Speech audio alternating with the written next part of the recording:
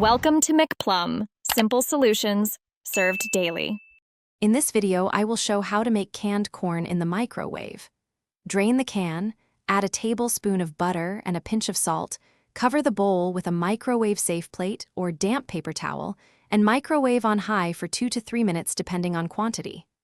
Stir, check temperature, and let rest for 1 minute before serving for family.